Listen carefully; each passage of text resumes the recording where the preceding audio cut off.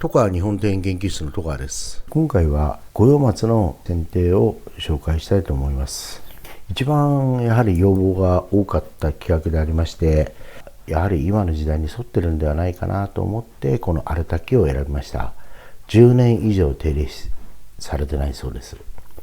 で、今回はその第1回目ですね。前回のしだれ赤松同様、荒滝をどうやって元に戻すか、そういう内容です。それでは解説いたします。裏からよくこれ見まして、よく枝を見切ることが大事だと思いますね。これは上空から撮った映像です。もうかなり伸びきってますんで、中は蒸れてるような状態です。で、まず最初にですね、これかっくい太い枝ですね、枯れ枝だとかそういうものを払いまして、太い枝から払っていくのが基本だと思います。荒塚しって言いますけれども、ざっと太い枝を払いまして、それから細かい細部ですね、枝を払っていくという、そういう方法です。なかなかその荒れた木を戻すって大変だと思うんですよね。それなりになっているものというのはそれなりの手入れで簡単にきれいにすることができるんですけども、荒れた木というのはね、なかなかそうはならないんで。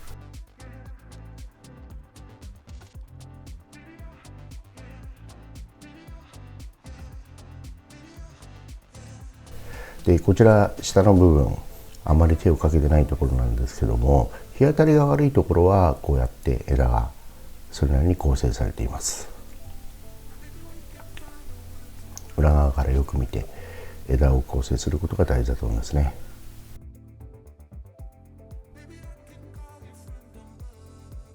で、これは外側からやってるシーンです。今回はね、外からさばいたり中からさばいたりと、あらゆる角度からと思ってるんですが、庭木の手入れっていうのはね、なかなかね、人に伝えようって言っても伝わらないんですよ。私も20代の中頃から、よく写真撮ったりしてね、庭木の手入れってどうやってやるのかなと思いまして、いろいろとね、試行錯誤してきたんですが、これはもう本当に一概には言えないですね。環境によっても違います。で、前の動画でもお話したと思うんですけども、日照条件ですね、それから土壌問題、こういうことはね、大切なんで、よく観察することですかね。これ細かい部分ですけどもね、ちょっとこのかっくいがないと枝がこう柔らかく見えると言いますか、それなりに綺麗に見えると思うんですね。よくね、木と話するっていう言葉があるんですけど、木と話する、話するわけねえだろうって思う人がいるんですが、意思って疎通するんですよ。昔、どっちに伸びたいかとか。昔、モーツァルトの音楽をかけて野菜作ってる農業をやってる方がいたんですよね。あはい。ってことは、音楽にそれだけの作用があるわけじゃないですか。と、あれでしょ、神戸牛だってそうでしょ。はい。あ、そうですか。うん、で、それと同じで、この木に対して、本当にお前世界一の木にしてやるから、いい木になれよって祈ると良くなるんですよ。これは、何の世界と同じで、一流業者がみんなそれやってるんですよ。知らない人が、金そんなこと言ったって分からんがあんめん。それが三流。本物ってのはみんなそれを知ってるんですよ。だからみんな祈るんだよね。それが祈りの力。講習会行った時空中したのはこの話。嘘だと思うんだってやってみろっつって。本当に良くなってほしいなと思って、心底願うとなるんですよ。井上君も同じじゃないですか。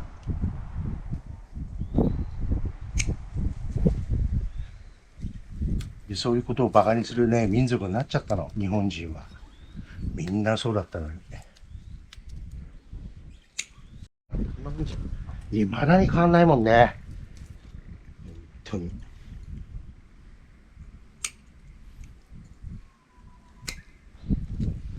どうしたら根気が良くなるかなとか、そういうことばっかり考えてやってきたけど、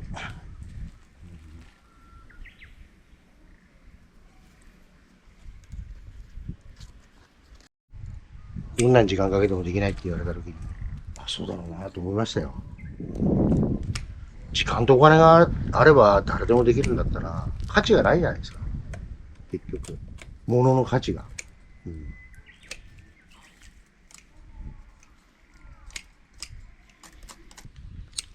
でも私がまだ駆け出しの頃、20歳過ぎの頃、まあ植木屋になったばっかりの頃ですけど、結構こんなのね、何ヶ月もやってたんですよ。金登って。そういう仕事がたくさんあったんです。八日市場にも。うん。今なくなっちゃったけど。で、もちろん、まあいいか悪いか別として、最初に松の手入れを覚えたところは、商品だったんですよ。売るものだったんです、これね。ってことはどういうことかっていうと、手間取りじゃないんで、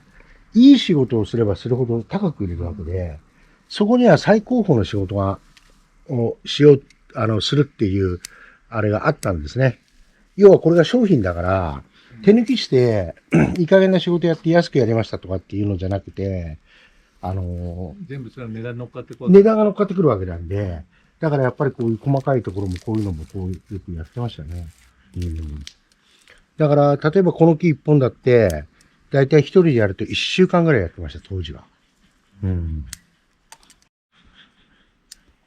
とにかく何度もいいから早く安く、早く安くって言われちゃうから、そこはやっぱりちょっと問題点かなと。うん。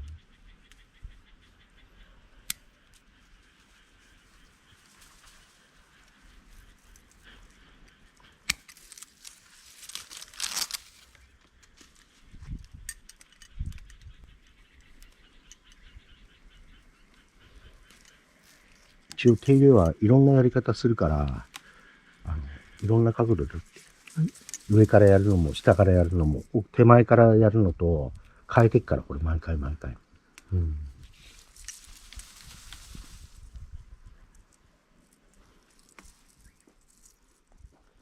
一応私会議やってるからっていうことで、探さなかったんですけど。はい、こちらがまあ大体さばき合ったところの枝の状況です。多少立ち枝がありますが、これはやはりあまり木を弱らせないために残してます。それでですね、まあ私もね、SNS なんてやってますけども、やはりね、全国ね、本当にね、優れた方いますね。あ、このレベルはちょっと手が届かないなっていう方何人もいらっしゃいます。で、昔はね、なかなか情報がなかったんですが、今はもうかなり情報がある時代なので、次のね、若い世代の方々ですね、やはりそういうところで教えを請うようにしていただければなと思いますね。本当にこれはね、なかなかできなかったですね。ただ中にはね、優秀な方いましてね、一回見ただけですぐできるっていう方かなりいます。で、枝の構成の仕方なんですけども、中が蒸れてますので、これはもう本当に外に広げてるような、そういうような手入れ方法ですね。で、やはりかっこいがないとこう枝が柔らかく見える。そして先をあまり詰めすぎないと風に入れてね、綺麗に見えるかなと思いますね。で、こちらは裏側から一応取った絡みの状況です。これビフォーアフターで見せたいと思うんですけども、かなりこれ絡んでますよね。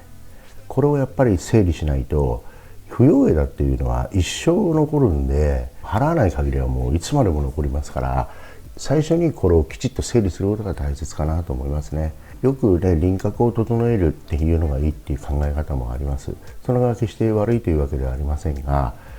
枝をきちっと構成しておけば、後でまた復元することができるという利点はあります。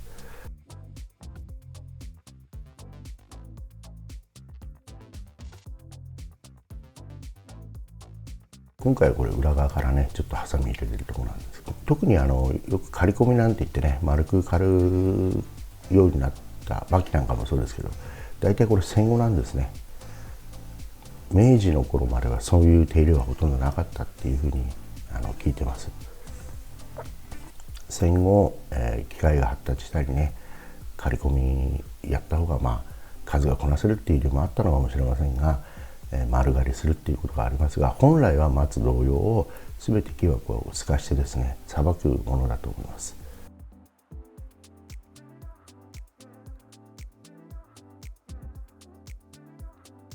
私が若い頃からねよく観察したのは、車に乗ってでもやっぱりそれはできるなっていう。車運転してる時に植木屋さんが手入れをやるのを見て、あ、この時期にこうやってやるんだと、それをよくね写真撮って、そして日付をね日記につけて、そして観察してました。ですので何から何まで全部自分でやろうと思っても、やはり時間も限られてますし、手も2本しかありませんので、全てを全てというわけにはいきませんが、他の方がやったものですね、自分がやったと思って、この時期にこの緑の摘み方をする、この時期にこういう枝の払い方をするっていうものをよく観察するといいと思いますね。で、本当に最近はね、先ほども申し上げましたが、情報が多いんで、これからね次の世代の方はねいい仕事ができると思うんですよね。私ら若い時は本当に情報なかったんで、私も開業する前にね県内5県歩きまして、その後は京都行って、それから東京出てと、茨城でも1年ちょっとお世話になりましたけども、そこまでしなくても今はそれなりの方がおりますので、そういうところで学ぶことはできると思います。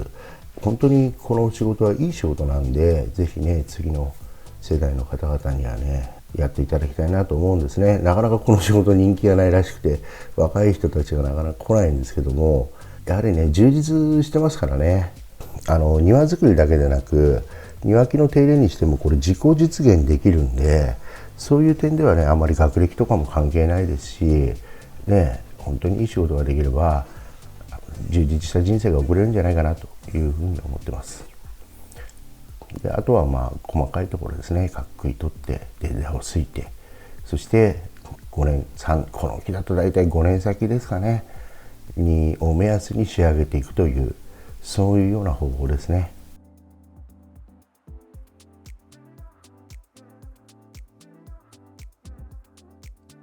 わかりますかね。やってないところはもうかっくい細かいね切れっ端がたくさん残ってますけど、そうでないところをさばいたところはもう綺麗な枝になってると思います。で、場所によってはこうね荒れてる場所もあるんですよ。坂枝が多かったりで、そういうところをねさばくのもね大事なことですからね、そういうことを理解していただければなと思ってますね。で、先ほどもちょっと言いましたかね、私最初の頃よくわからなかった時はよく裏から見てやってましたね。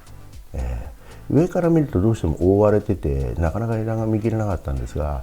まず裏からさばいて、それから上から見たり横から見たりしてやってましたね。一番大事なのはね、やっぱり木と話をする。さっきね話があったと思うんですが、漠然と枝を払ってもよくはならない。弱ってる木だとかそんなところの木をねこんなんやってもただ枯れていくだけなんで、やはり勢いが良すぎるものを一旦抑えるという、そういう考え方も持っていただきたいと思いますね。結論を言うとね、これ木との対話なんですよ。この木が何を求めているのかなっていうことを理解することが大事だと思います。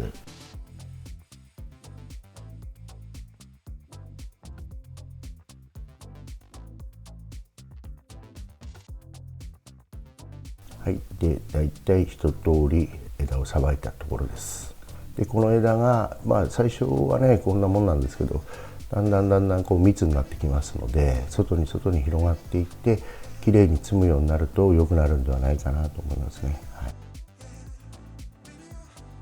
い、で、こちらはですね、ビフォーアフターで撮ってるところですね。最初はやっぱりこう荒れてるんですよ、どうしても。で、初期段階なんでね一概にどうこうっていうことではないんですが、これ本当にね枝の構成ってね深い話になるんですよ。もう賛否両論ありますしね。後ろがあまり緑がないんで分かりやすいかなと思いますが、どうでしょうか。観光地に行くとみんなやっぱりね綺麗な手入れしてありますけども、実際あれは肥料もあげる、消毒もする、そして今ものすごく綺麗な環境になってますよね。その伝統を守っているんですけども、ここからねちょっと重要な話をしたいなと思ってます。本物本質っていうのは京都をはじめとしてね老舗が持ってるんですよ。で、なぜかって言いますとね、戦時中時期を乗り越えてるわけでありまして、表面的に綺麗なもの、簡単にできるもの、例えば刈り込みなんかもそうですけど、そういうものってのはね、戦前はなかったんですね。最近はもうそういうものも失われましてね、枝を構成する、枝をきちっとさばく、芽一つどうするで、そういったものを理解した上で手入れをするっていう、そういうことをね、私はみんなに伝えたいなと思ってます。で、あとは全体像を見ていただいて、ぜひね、前の動画でもお話ししましたけども、本当にこの仕事はね、いい仕事なんで、もう次の世代の方々にね、こういうことに興味を持っていただいて、いい仕事ができるようなね、そういう環境づくりをしていただきたいなと思います。それではご視聴ありがとうございました。